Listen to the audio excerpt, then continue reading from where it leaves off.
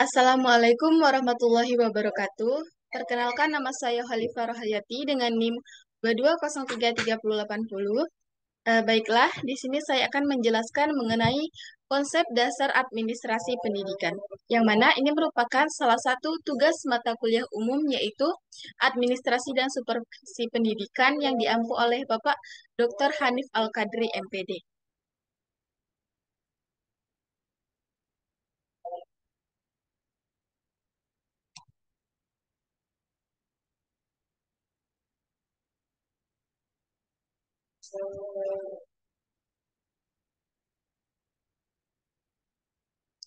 Baiklah, langsung saja kita masuki yang pertama yaitu pengertian dari eh, administrasi itu sendiri. Di mana menurut Husaini Usman, administrasi adalah suatu proses mengolah sumber daya yang terdiri dari 7M plus 1I. Di mana yang pertama yaitu ada man atau manusia. Dalam manajemen bisnis, keberadaan manusia memang berperan yang memegang peran yang amat urgent. Manusia adalah sumber daya yang mampu mengomandai unsur-unsur yang lain. Manusia bisa menjadi pemimpin, mengarahkan bekerja, atau juga memberikan ide-ide dan tenaga demi mencapai tujuan bisnis. Kemudian ada mesin, yaitu suatu bisnis bisa berjalan apabila ia dilengkapi dengan alat atau media yang bisa menghasilkan suatu produk untuk diperjualbelikan. Nah, maka dari itu, mesin menjadi salah satu bagian dari unsur dalam manajemen bisnis. Kemudian yang ketiga yaitu material atau bahan. Nah, material atau bahan ini merupakan salah satu unsur manajemen atau administrasi yang mana merupakan bahan baku yang akan diolah menjadi produk. Ketika pengusaha punya mesin tapi tidak punya bahan baku, maka ia tidak akan bisa melakukan produksi. Begitupun sebaliknya. Artinya, kedua unsur ini saling melengkapi dan harus selalu ada dalam manajemen bisnis. Kemudian yang keempat yaitu ada metode.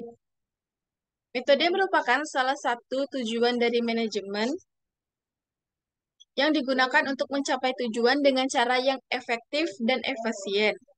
Maka, keberadaan metode menjadi penting dan sangat diperlukan dalam bisnis. Pengelolaan metode yang tepat akan membantu proses kegiatan bisnis menjadi semakin efektif dan efisien. Kemudian selanjutnya yang kelima yaitu ada money atau uang. Di mana unsur-unsur manajemen atau administrasi ini tidak jauh berbeda.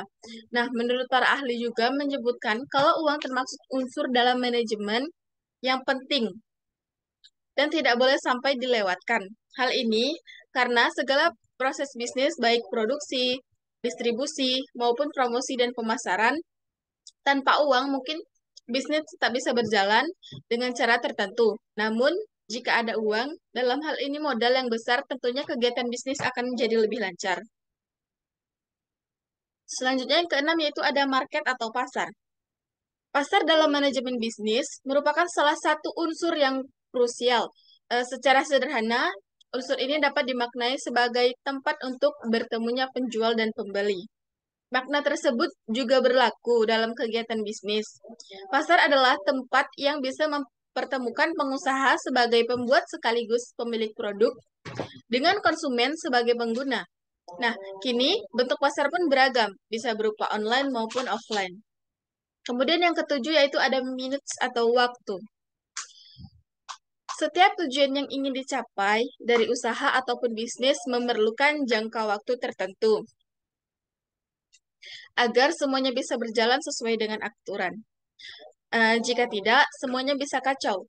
Bayangkan antara proses produksi hingga produksi sampai ke tangan konsumen, itu pastinya memerlukan waktu yang begitu lama. Hal tersebut tentu akan membuat konsumen kecewa. Nah, maka dari itu, manajemen waktu menjadi salah satu hal penting yang harus selalu diperhatikan agar bisnis tetap bisa berjalan sebagaimana mestinya. Dan yaitu yang terakhir ada information, yaitu untuk memberikan segala informasi-informasi. Di mana eh, Administrasi itu sendiri yaitu merupakan suatu proses pengolahan sumber daya yang digunakan untuk mencapai tujuan secara efektif dan efisien.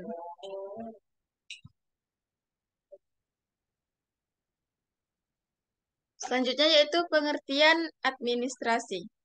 Administrasi itu sendiri berasal dari kata ad intensive ministre, yang artinya melayani, membantu, dan memenuhi. Kemudian administrator, yaitu memberikan pelayanan yang baik. Kemudian ada juga dari administration, yang pekerjaan yang berhubungan dengan ketatausahaan. Nah, seluruh proses yang mulai dari pengaturan hingga perusahaan, segala hal yang digunakan untuk mencapai tujuan bersama. Nah, selanjutnya itu ada perbedaan antara administrasi dan manajemen, di mana administrasi itu bertugas untuk menentukan tujuan, menyusun kebijakan, sekaligus membuat formulasi dari rencana yang dibuat. Baik, nah, di sini bersifat non-profit oriented atau tidak mencari keuntungan. Sedangkan manajemen bertugas sebagai pelaksana atau aktor dalam menerapkan rencana maupun kebijakan yang telah dibuat, bersifat profit oriented atau mencari keuntungan. Di sini dapat kita lihat bahwasannya perbedaannya sangat jelas ya, antara administrasi dan manajemen. Jika administrasi itu bersifat non-profit oriented atau tidak mencari keuntungan, nah, berbeda pula dengan manajemen yaitu bersifat profit oriented atau mencari keuntungan.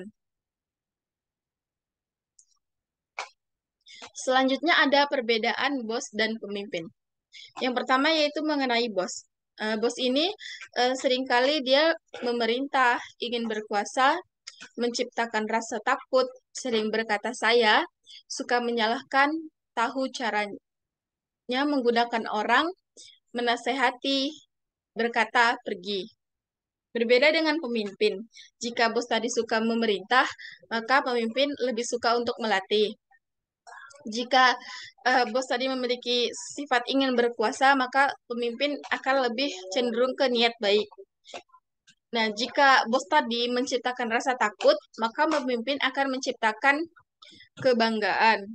Kemudian dia tidak akan berkata saya, tidak seperti bos tadi kan. Nah, kalau pemimpin itu akan berkata kita. Kemudian kalau bos suka menyalahkan, berbeda dengan pemimpin, bahwa pemimpin juga lebih cenderung memecahkan masalah. Kemudian lebih suka berkata tunjukkan caranya, kemudian melayani orang, dan lebih suka berkata mari kita pergi.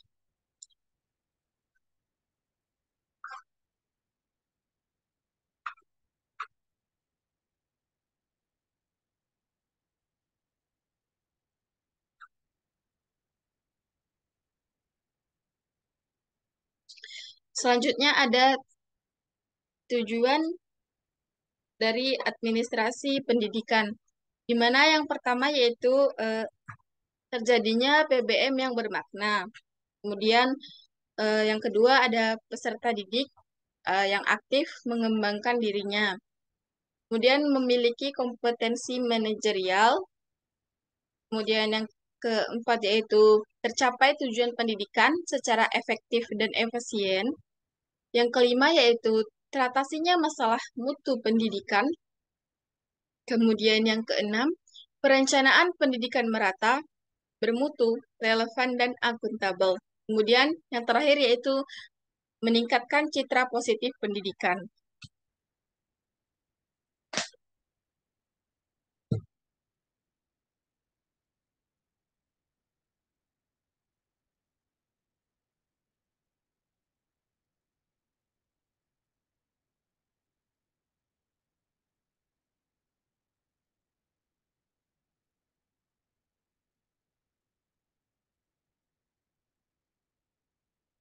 Kemudian selanjutnya yaitu ada fungsi administrasi pendidikan, di mana yang pertama yaitu ada pengorganisasian. Pengorganisasian ini sangat diperlukan dalam membangun hubungan dan interaksi, baik interaksi dengan staf, antara pendidik dan peserta didik, Nah, oleh karena itu, hal ini harus bersinergi untuk mencapai hasil pendidikan yang diharapkan. Kemudian ada perencanaan atau planning. Dalam mencapai tujuan pendidikan, membutuhkan perencanaan yang matang. Perencanaan tersebut dibuat sebaik mungkin agar dapat berjalan secara maksimal.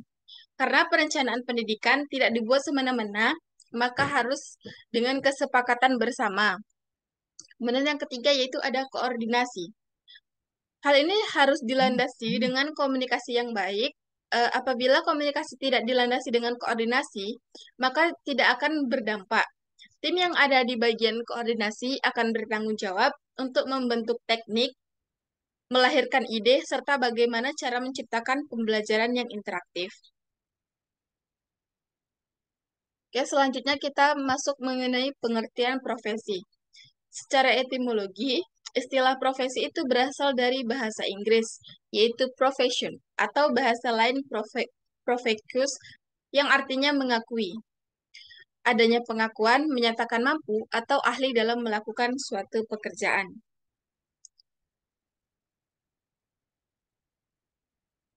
Nah, beberapa istilah yang berkaitan dengan profesi. Yang pertama yaitu ada profesional. Nah, kata profesional ini menunjuk pada dua hal. Yang pertama, orang yang menyandang suatu profesi.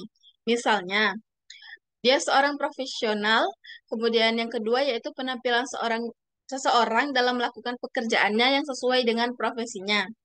Pengertian kedua ini, profesional dikontraskan dengan non-profesional atau amatir. Kemudian yaitu profesionalisme. Kata profesionalisme menunjuk kepada komitmen para anggota suatu profesi untuk meningkatkan kemampuan profesionalnya dan terus-menerus mengembangkan strategi-strategi yang digunakannya dalam melakukan pekerjaan yang sesuai dengan profesinya. Profesionalisme juga menunjuk pada derajat penampilan seseorang sebagai profesional atau penampilan suatu pekerjaan sebagai profesi. Ada yang profesionalismenya tinggi, sedang, dan rendah. Kemudian yang terakhir yaitu profesionalitas. Nah, untuk profesionalitas sendiri merupakan suatu sebutan terhadap kualitas sikap para anggota suatu profesi terhadap profesinya serta derajat pengetahuan dan keahlian yang mereka miliki untuk dapat melakukan tugas-tugasnya. Dengan demikian, profesionalitas guru pai adalah suatu keadaan derajat keprofesian seorang guru pai dalam sikap, pengetahuan, dan keahlian yang diperlukan untuk melaksanakan tugas pendidikan pembelajaran agama Islam.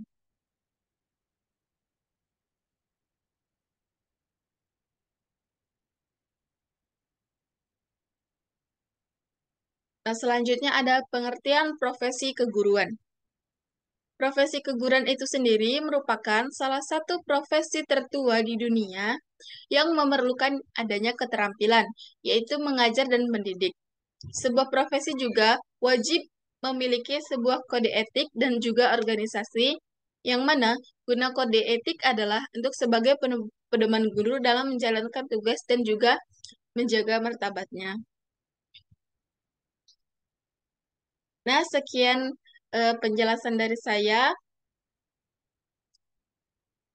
Saya mengutip sebuah kutipan yaitu "To teach is to learning twice", yaitu dari Joseph Joubert yang mana menjadi guru adalah belajar dua kali. Saya akhiri, wabillahi taufiq wal hidayah. Wassalamualaikum warahmatullahi wabarakatuh.